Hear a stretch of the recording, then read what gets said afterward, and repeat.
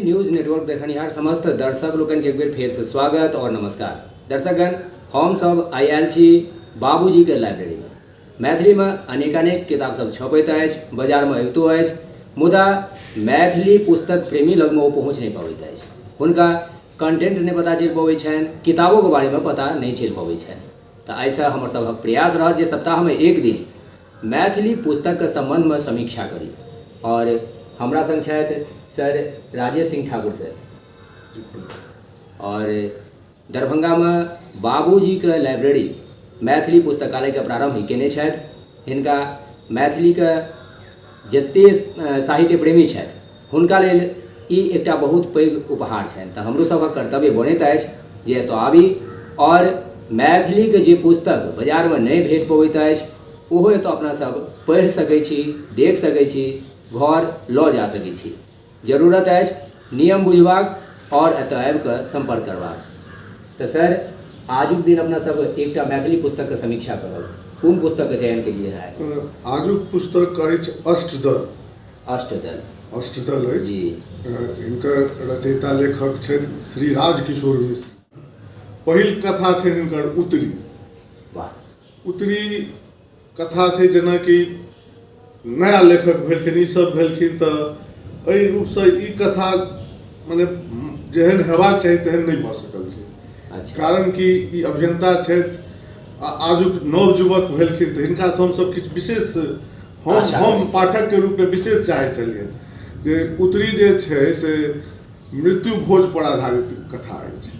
कथा इएह छै जे बूढ़ पिता छथिन, ओ अपन दूटा बालक के पढ़ेलखिन लिखेलखिन, जे किछो भेलै ओ नौकरी, गाँव में रोजगारक अभाव छै, ओ नौकरी के खोज में चलि जाइ छै नगर में, महानगर में, जतऽ कतौ भेटै छै ओतऽ चलि जाइ छथिन। वृद्ध पिता गाँव में अकेले रहि जाइ छथिन, हुनका देखबा सुनला लेल कोई नहीं रहै छै, दवाई दारू सेवा के अभाव भऽ जाइ छै, हुनकर मृत्यु भऽ जाइ छै, आ समय के अभाव में, पैसा के अभाव में ओ सब ओतऽसँ पर्याप्त समय में सेवा नहीं उपलब्ध करा सकै छथिन, जेकर अभाव में जे कथा में छै जे हुनकर मृत्यु भऽ जाइ छै। तो मतलब एकरा संबंध में एकटा चीज तऽ कहि सकै छी सर, एखन अपना सबके मिथिला के समाज बहुत हद तक एहने भऽ गेल छै। एहने भऽ गेल छै, वएह हम कहै छी जे ई तऽ जस्ट की भऽ रहल छै तकरे दर्शेलकै जे मृत्यु के बाद दुनू भाई गाम से अबै छथिन, तकर बाद हुनका पर जे समाज के लोग सबसे दबाव दऽ कऽ जे केना नहीं हम भोज करबै, भोज करबाक अइ, एकादशा द्वादशा सब किछु एना हेतै, 5 गाँव के भोज करबाक छै, मने जमीन सब हुनका बेचवा कऽ विवाह करा दै छै, आ अंत में ई दुनू भाई निर्गुण भऽ जाइ छथि आ गाम से चलि जाइ छै। तखने उत्तरी हिनका उतरै छै। आ एकर संगे जे विकास के कोनो बात भऽ जेतै, जेना कोनो औषधालय खुलि जेतै, एकरे जगह पर अगर किछु नया चीज पूरा जमीने बेचबाक रहै तऽ किछु बना कऽ जेतै तऽ से नहीं भऽ सकै। तऽ आब दोसर कथा के दोसर कथा अछि भूत।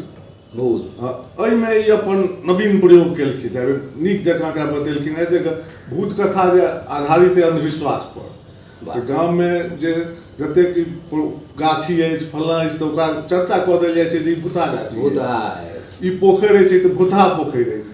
तऽ एहिमे जे गाँव में जे ओझा टाइप के लोग व्यक्ति रहै छथि, आ से जे मने कोनो अपराध प्रवृत्ति के छै, तो एहि रूपसँ ओकरा प्रचार कऽ दै छथिन जे ओहि गाछी में केओ नहि जाय, ओहि गाछी में ओ अपन काज करऽ चाहै छथि, गैरकानूनी काज करऽ चाहै छथि, जाहिमे केओ हस्तक्षेप नहीं करै, तऽ ताहि लऽ कऽ भूत के हल्ला भेल छै। आ संगे संग जे अपन जे झोला ठाढ़ डॉक्टर छथि से सब अपन जे काज करै छथि, जे अपन ओझागिरी कऽ कऽ, हम झाड़ फूक कऽ कऽ लोक के ठीक करब, से एकरा करै छथि। तऽ एहिमे लेखक नायक जे छथिन से MBBS पास डॉक्टर गाँव में अबै छथि, ओ एकर खत्म करबाक ठिका उठा लेलखिन, अपन बीड़ा उठा लै छै समाज में। ओ जे तरह कोनो होइ छै तऽ ओकरा सही दवाई दऽ कऽ ओकरा ठीक करै छथिन। ओ देखबै छै जे गाछी में मने अन्हरिया राति में जाकऽ तऽ देखबै छथिन जे किछु नहि होइ छै, हम भरि राति रहलहुँ तऽ किछु नहि भेल। एहि रूपसँ जतेक ओझा गलत गैर कानूनी व्यक्ति छथि जे गलत काज करै छथि ओकरा सबके पर्दाफाश करै छथिन, आ सबके बता दै छथिन, स्पष्ट कऽ दै छथिन जे भूत तूत किछु नहीं अछि, ई अंधविश्वास छै, ई हमरा सबके दिमाग में उपजल वहम अछि, ओकरे खत्म करबाक। छै। मतलब ई दोसर कथा में जे अपना हाँ, सबके हुनका से कनी हाँ, छै एहिमे नीक ओकरा ई बढ़िया जगह एहिमे देलथि एहिमे हैं देलथि। जे अहाँके गाँव में एहन टाइप के अगर कोनो चीज होइए हाँ, तऽ हाँ। मन में इहो संदेह हेबाक चाही जे ओहिठाम कोनो गलतो काज भऽ सकै गलतो काज भऽ तेसर कथा के संबंध में हिनकर गप करी तऽ तेसर कथा शीर्षक अछि भिन्न भिनाव। भिन्न भिन्न आबै छै। इहो गामक जे स्थिति अछि, परिस्थिति अछि जे कोनो परिवार अगर खुशीसँ रहि रहल अछि तऽ ग्रामीण सब जे छथि अखनो तऽ ओकरा छै जे खुशी देखनाइ हुनका सबके सोहाय नहि छनि, ओ ओकर सुख शांतिके जरूरे खत्म कऽ कऽ रहै छथिन। एकटा गपो अछि अपना सबके मिथिला में एकटा एहनो कहावत अछि जे एहन सबके मानसिकते बनि गेलै। एहन मानसिकते भऽ गेलै केओ परिवार अगर सुखके तरफ बढ़ि रहल अछि, समृद्धि के तरफ बढ़ि रहल है तो ओकरा रुकक चाही, ओकर पैरे खींचक चाही, खींचब वाला प्रथा अछि। तही कथा पर आधारित अछि भिन्न भिनाव। पिता छथि मेहनती व्यक्ति छथि, हुनका दूटा बालक छनि, दुनू बालक के वो एकटा पढ़ै छथिन, मने गाममे ओ खेतियो बाड़ी करै छथि आ किछु व्यवसाय सेहो करै छथि, किछु लहना तहना से जे किछु कोनो दोकान सेहो खोलि देने छथिन। सब किछु दुनू भाई आ पिता मिलकर ओकरा बढ़िआँसँ चला रहल छै, सब जे पारिवारिक गाड़ी सब बढ़िआँसँ चलि रहल छै।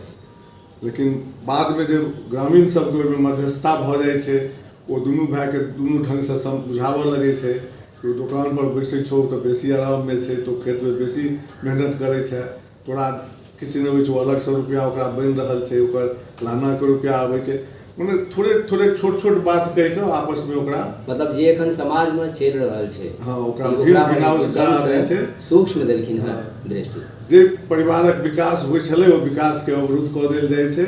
दुनू भाइ भिन्न भिनाव कऽ लैए, दुनू अलग भऽ जाइए।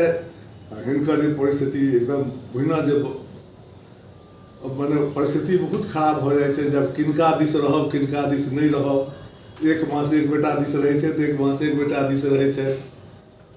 अंत में इहो स्थिति होइ छै दुनू भाइ पहिले हमर माँ से हुनकर पार आयत वो पहले से अकछ होबऽ लगैए कि जाब हमरा एक महीना हमरा झेलऽ पड़त। जे पिताके लेल पिता दुनू बेटा लग व्याकुल रहै छलै तो आब किनका दिस बोझ बनि जाइ छथिन। तो वएह भिन्न भिनावके स्थितिमे सबसँ बेसी जे स्थिति छै से पितेके भऽ जाइ छै। अब ओकरा भऽ जाइ छै जे केकरा समर्थनमे बाजी या केकरा विरोधमे बाजी, जे बजै छथिन से ही उनका डांट दै छै, डपैट दै छै। मतलब जे एखुनका परिस्थिति में चलि रहल है जे हम बहुत नीक गप कहलहुँ हँ जे भिन्न भिनाव अगर होइए तऽ अभिभावक पर बेसी पड़ि जाइत अछि परेशानी।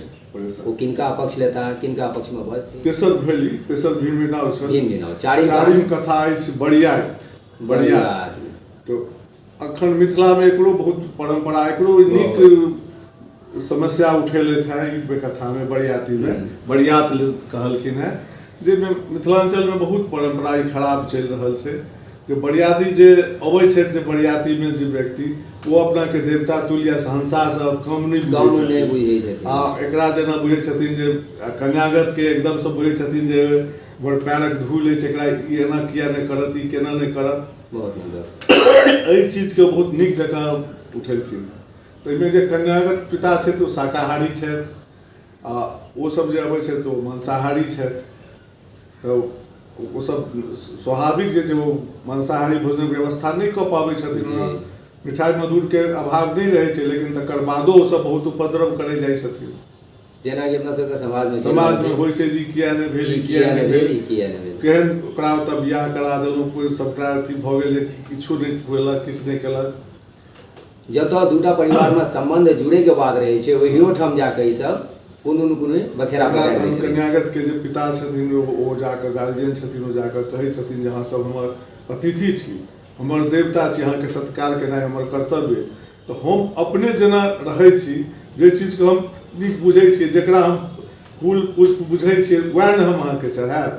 जे हमर अपन श्रद्धामे नहीं अछि, जेकरा हम कमतर बुझै छियै, हिनकर बुझै छियै, से अहाँके हम केना देब। देखू कते पैघ गप कहलखिन। हाँ जे अहाँ तऽ हमर भगवान छियै, तऽ ताहि दुआरे जे हम जब अपने मांसाहारी नहीं छी हम काज केना करब। जाहि वस्तु को हम अपने हीन बुझै छी ओ अहाँके समक्ष हम केना करब। तो ओ ई बात बड़ागत सेहो बुझै छथिन, जे ओहिमे नीक व्यक्ति सबसे बुझै छथिन, ओ सब जे हल्ला गुल्ला करै छै ओकरा बुझाबै छथिन, सब मिलकर तहन बैसै छथि। तो ई नीक संदेश एहि कथा में देलखिन है जे इहो कथा में ई एकटा नीक संदेश देलैथ हन जे गलत परंपरा भ रहल है जे जते खायब नहीं ओते छुटायब बर्बाद करब ओहि सब के ओ जते खायब और संगे संग इहो देखलहुँ हम जे बरागतो में किछु नीक लोक रखै छै, अगर अहाँ अपन गप रखबै तऽ भऽ सकैए ओकरा मानै छथिन।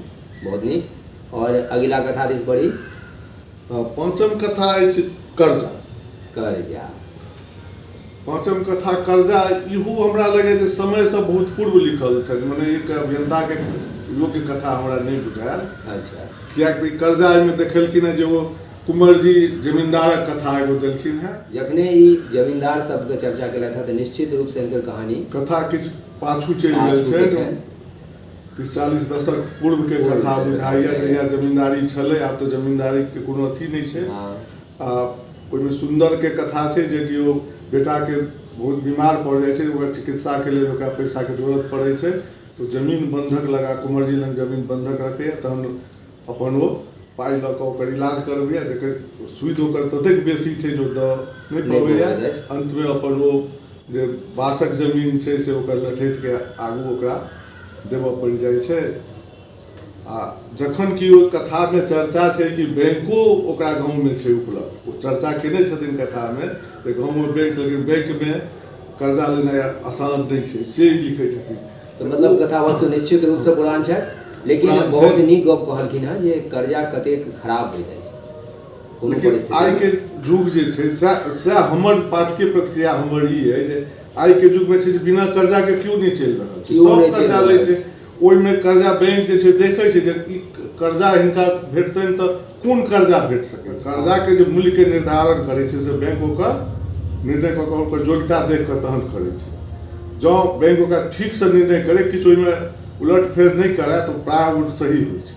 चूँकि अहाँ अपने बैंक के सेवानिवृत्त छी, ताहि दुआरे इस संबंध में अहाँ विशेष रूप से कहि सकै छियै जे अहाँ चूँकि बैंक के नाम लेलथि तो सुविधा आइ के समय में लेकिन बैंक के कथा में चर्च केलकै, लेकिन बैंक जाइत कोई बेर नहीं देखे। आइ के समय में बैंक कर्जा बहुत आसान, जमींदार दिस चलि जाइ छथिन, सूदखोर के दिस चलि जाइ छथिन, अब वे फंस जाइए। तब निश्चित ई तो छलै बहुत घटना बहुतो छै, पूर्व के बात छै, बहुत घटना ई तरह छै, लेकिन आब ओहि तरह नहीं छै। आब तो माने सरकारो बहुत योजना बनेने छै, आब तो बैंक घरे घर जाके लोन दऽ ई आब ई कथा पाछू कथा हिनकर अगिला कथा जे छठम कथा अछि एकरा संबंध में अगर गप करी तऽ एकर कथाक शीर्षक अछि नव संस्कृति। नव संस्कृति ई नीक ढंग से प्रस्तुत केने छथिन जे दूटा जनरेशन के जे गैप छै ओकरा ई बढ़िया जगह कथा में देखेने छथिन जे एक पीढ़ी या दोसर पीढ़ी में सोचऽ में समझऽ में और संस्कृति के बुझऽ में की अंतर भऽ गेलैया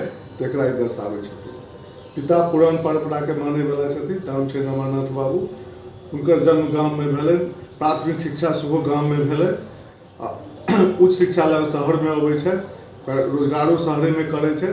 अवकाश प्राप्त केला के बाद वो फेर से गाँव में आबै छै आ ओ गामे में रहनाइ हुनका नीक लगै छै। हुनका उदय आ अस्त दुनू गामे में भेल छै। ओहिठाम हुनकर बेटा छै मोहन। मोहन के जन्म शहर में भेलै आ ओकर पढ़ाई लिखाई सेहो शहर में भेल छै। तकर बाद वो महानगर जाइए उच्च शिक्षा ले, ओकर नौकरियो महानगर में होइ छै। विवाह के बाद वो पत्नी संग महानगर चलि जाइए। एहि क्रम में ओकर सोचऽ के ढंग अलग भऽ जाइ छै, ओकर झुकाव महानगर के तरफ छै, ओकर संस्कृति अलग भऽ जाइ छै, नव संस्कृति के ग्रहण कऽ लै छै। रमानाथ बाबू के पौत्र के जन्म होइ छै तो पत्नी ओ कहै छथिन जे आबू एतऽ, ओ पौत्र के जन्म लेल कहै छथिन जे गाँव में आबू, लेकिन वो सब ओते प्रेफर करै छथिन जे शहर में सब तरह फैसिलिटी छै, सब किछु सुविधा छै, एते ठीक रहत। वो पत्नी संग ओतऽ जाइ छथि, लेकिन वो पौत्र जन्म के बाद बेसी दिन ओतऽ टिक नहीं पाबै छै, कि ओतऽ के संस्कृति हुनका नीक नहीं लगै छै। सब अपन अपन काज में व्यस्त है। पुतौह छनि सेहो अपन नव संस्कृति में लागल छनि, ओ किटी पार्टी फला तरह काज छै, ओहिसँ तंग भऽ कऽ पुनः अपन गाम वापस आबि जाइ छै। गाम वापस अयला के बाद हुनकर पत्नी के मोन खराब हुअ लगै छै। एहि क्रम में हुनकर देहांत भऽ जाइ छै आ अपन बेटा बेटी दुनू के चिट्ठी लिख कऽ परेशान छै, फोन कऽ कऽ परेशान छै जे माँ के मोन खराब है, चलि आओ देखू। लेकिन वो सब जे हमरा छुट्टी नहीं भेट रहल है, छुट्टी नहीं भेट रहल है, एहि क्रम में रहि जाइ छै। तऽ एकरे उत्तरमे ई आबै छै जे जहन हुनकर मृत्यु भऽ जाइ छै तखन बादो हुनकर बेटा मोन पड़ै छै जे हम कतेक दिन लए आबू, कतेक दिनके छुट्टी लिअ। तखन पिताके किछु जवाब नहि दै छथिन, रोड ओकर लाश गिरल रहै छै ओहिपर पड़ऽ लगैए, वएह उतरी उठा कऽ ओकर सभटा कार्यक्रम करै छथिन। तखन आब ई प्रश्न उठैए जे एहिमे पाठक दिससँ प्रश्न उठै छै किछु जे एहि तरहक स्थिति जे भऽ गेलै आइ काल्हि मिथिलाञ्चल जे भऽ गेलै से अधिकांश हर तेसर घर वृद्धाश्रम बनि गेल। वृद्धाश्रम बनि गेल, ठीके कहलहुँ। जे नहि नवयुवक बच्चाके कतहु अहाँके लेस मात्र नहि देखबै जे ध्यान चीज भेटत, जे से वृद्ध लोक छथि अपन कहुना जीवन काटि रहल छथि। एकर हम प्रश्न उठाबै छी पाठकके रूपसँ जे एकर लेल दोषी के छथि? सही बात। एकर लेल दोषी के छै जो नव पीढ़ीके नेना जकरा अहाँ शुरुएसँ शहरमे पठा देलिए जे ओ कम्पीट करत, नीक अथीमे जाए तऽ दोसरसँ बेसी ओकर उच्च आसन भेटै, ताहि रूपमे भेटै छै। तऽ आ जहन ओहिमे रमि जाइए तखन ओ वापस नहि आबऽ चाहैए तऽ ओकरा लेल ओ नेना कतेक दोषी अछि। या कि ओ वृद्ध, ओ पुरान पीढ़ीके लोकसभ जे अपन पुरनका जे परम्परा छलै जे गामोमे जुड़ल रहब, गामोमे रहब, पढ़ाइ करब लेकिन गामके नहि छोड़ब, ओकरा छोड़ि कऽ ओ अपन नव पीढ़ीके जे आबैवला पीढ़ी छै ओकरा ओ अपनासँ अलग कऽ दै छथिन स्वयं। ठीके कहलहुँ हँ, ई बड़ा नीक गप कहलहुँ हँ। पहिले अपना सब देखिए जे गामसँ केओ आदमी शहरमे आबथि तऽ हुनकर मकान डेरा होइ छलै, यानी अपना सबके संस्कृति इएह रहै छलै जे जुड़ल अपना सब गामसँ छी, एतऽ बस निवास अछि ताबत देर जाबत अपना सब काज कऽ रहल छी। बीचमे जे अहाँ कहलहुँ हँ ठीके, अपना सब संस्कृति अपने बदललिए हैं, अपन बाल बच्चाके अपन संस्कारसँ अपन संस्कृतिसँ दूर पठा देलियनि, तऽ जे हुनका नीक लगलनि ओकर ओ चयन केलथि, तऽ दोषी के ई तऽ अपना सबके अपने सोचबाक चाही। अगिला कथा पर अगर गप करी, सातम कथा सेहो ओही ढङ्गके अछि, रोजगार। अच्छा। ओकर शीर्षक देने छथिन ई रोजगार। ओहिमे अहिना अछि ओ जे लालचंद नामके एकटा व्यक्ति छथि जे पढ़ि लिख कऽ साधारण शिक्षा मने करै छथि, बेसी पढ़ल लिखल मिडिल पास कऽ कऽ हुनका नौकरीके अभाव रहै छनि, गाँवमे नौकरियो भेटै छै तऽ मंगले चांगल जकाँ रहै छै, उचित मूल्य नहि भेटै छै तऽ ओ छोड़ि कऽ चलि जाइए ओतऽ बाहर शहरमे ओ पहुँच जाइए, लुधियाना शहरमे चलि जाइए, ओतऽ ओ काज शुरू करैए, मिलमे काज करऽ लगैए, ओहिमे ओकरा बढ़िआँ आमदनी भऽ जाइ छै। आ ओतऽ मेहनतसँ जतेक मेहनतसँ करै छै तऽ ओकर आमदनियो ओतबे होइ छै। एहि क्रममे ओतऽ प्लॉट खरीद लैए, फेर ओहिठाम घर बना लैए, तकर बाद जहन होइ छै तऽ अपन कनिया बच्चा तकरो अपन ओतऽ बजा लैए। लेकिन अखन तक ओकर आत्मामे जे छै से गाँवके प्रति ललक जे छै से रहिते छै, लगले छै। तखन ओ मने चाहैए जे कखनो कऽ हम आब गाम जाई, गामके की हाल छै देखी। लेकिन एतऽ जहन बढ़ैत बढ़ैत ओतेक ऊपर पहुँच गेला मिलमे जे ओ जेतै तऽ मिलके बहुत काज छूटि जेतै, ओहिसँ ओकरा आर्थिक नुकसान सेहो होइ छै। तऽ ओ आर्थिक नुकसानके आँकैत जे होइए जे गाम जे हम एक हफ्ता लए जायब ओहिमे हमरा एतेक आर्थिक नुकसान भऽ रहल अइ, तऽ ई आर्थिक नुकसान ओकर मोनक भावना पर भारी पड़ि जाइ छै, ओ गाँव नहि जाइए। रोजगार जे ओकरा अपन गाँवसँ आठम कथाके गप करी तऽ ई केहन अछि? इहो कथा बहुत नीक कथा अछि, ये असलमे बुझू तऽ हमरा बहुत नीक लागल। आठम कथाके शीर्षक छै रोशनी। रोशनी आधुनिकाक कहानी अछि। आइ काल्हि जे BA मे पढ़ल महिला सब बालिका जे छथि जे जिनकर विवाह होइ छनि तऽ हुनकर बहुत संग बहुत रहै छनि मनोकामना, बहुत बेसी ऊँच पर रहै छै जे हमरा एना हेबाक चाही, हमरा एना हेबाक चाही, सबकिछु एहि तरहके छै।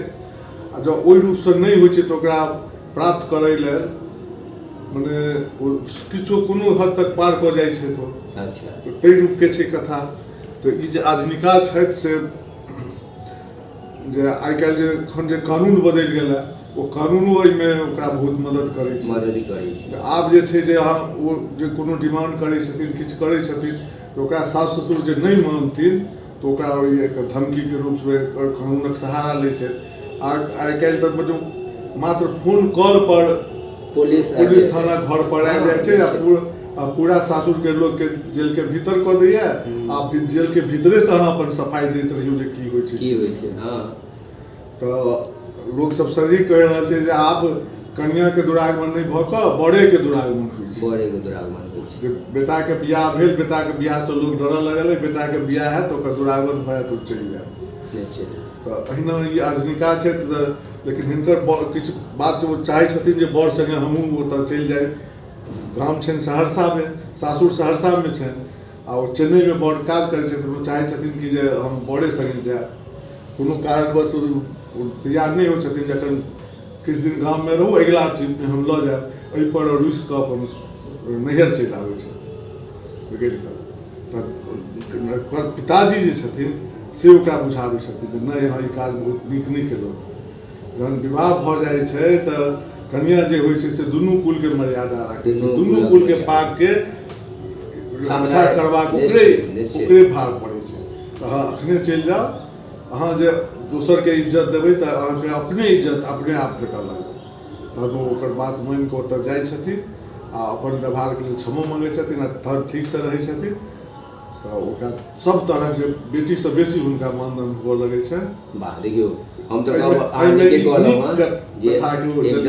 नया मोड़ देलखिन ने जे बार-बार आइ काल्हि जेना माता पिता कन्याके चढ़बै छथिन, बेटीके चढ़बै छथिन, नहि तू सासुरवलासँ लड़ाइ झगड़ा कर, से नहि कहि कऽ देखेलखिन हेँ जे पिते ओकरा बुझाबै छथिन कि नहि अहाँके दुनू तरहक इज्जतके रक्षा करैके, दुनूके प्रतिष्ठा अहाँके प्रतिष्ठा है। बहुत नीक गप कहलखिन और इएह हेबाको चाही अपना सबके मिथिलाके संस्कार समाजमे।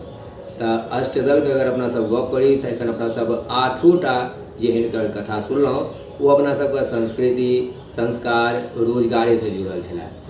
और अपना सब देखै छी जे अपना सब अगर अपन संस्कारसँ दूर जाइ छी और अपन नेनाके, अपन बच्चाके नव शिक्षा, नव संस्कार दै छियनि आ सही तरीकासँ अगर ओकरा नहि बुझबै छियै तऽ केवल दुष्प्रभावके सामना करऽ पड़ि जाइत अछि। जेनाकि अपना सब देखलियनि जे एक गोटाके वृद्धावस्थामे हुनकर पुत्र नहि एलखिन, एक गोटाके जे मृत्युके बाद हुनकर पुत्र कहै छथिन जे कतेक दिनके छुट्टी ली। और अहिना छै एकटा उतरी जाहिमे अपना सब देखलियै जे समाज केना अंतो समयमे जे छै समाज अपना सब अगर सक्षम नहीं रही, अपना सब अगर ठाढ़ नहीं हुए तो सबटा चीज बेचवा कऽ विदा कऽ देत। तऽ ई तरह बहुत नीक कथा सबके चयन केलथि हैं। तऽ अगला हफ्ता हमसब फिर एकटा नया पोथीके चयन करब और ओकरे समीक्षा करब। ता धरि के लेल नमस्कार।